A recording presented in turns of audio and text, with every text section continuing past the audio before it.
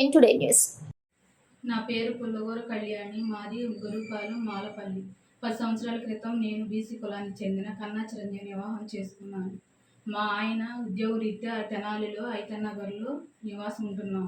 నేను మాల కులానికి చెందిన అమ్మాయిని. నాకు తల్లిదండ్రులు లేరు. నా భర్త నన్ను కంటికి రెప్పలా చూసుకుంటున్నాడు. నేను ఈ ఐతన్నగర్లో ఎందుకు ఉంటున్నానంటే మా కులానికి చెందిన వాళ్ళు ఉన్నారని భరోసాతో నేను ఉంటున్నాను. నా భర్త వడపల్లి పోలీస్ స్టేషన్లో వర్క్ చేస్తున్నారు. నా భర్త ఇంటి బయలుదేరే క్రమంలో సమయంలో రౌడీ షీటలు దాడి చేసి మారున ఆయుధాలతో చంపబోయారు.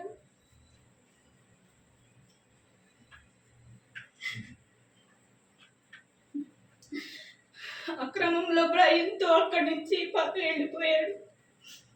వాళ్ళు పలు కేసుల్లో నేరస్తులని తెలిసింది. ఆ రోజు దళిత సంఘాలు, రాజకీయ నాయకులు ఏమైపోయారు. మా ఆయనకి ఏమైనా జరిగితే మేము, మా పిల్లలు ఏమైపోయారు. నా భర్త ప్రాణాలు దక్కడం నాపై చూపింది అయితే నేను భావిస్తున్నాను. రౌడీ షీటర్లు ప్రోత్సహించమని కుల సంఘాలు, రాజకీయ నాయకులకు అంబేద్కర్ చెప్పారా? రౌడీ షీటర్లు దళితులు అయితే నేను దళితురాలు కాదా? నా భర్త బీసీ దళితుడు కాదా? ఆ రోజు రౌడీ షీటర్ దాంట్లో నా భర్తకి ఏమన్నాయి? దళిత సంఘాలు, రాజకీయ నాయకులు నాకు ఏమని సమాధానం చెప్తారు? నా కుటుంబాన్ని పోలీస్ శాఖ చాలా అండగా నిలబడింది.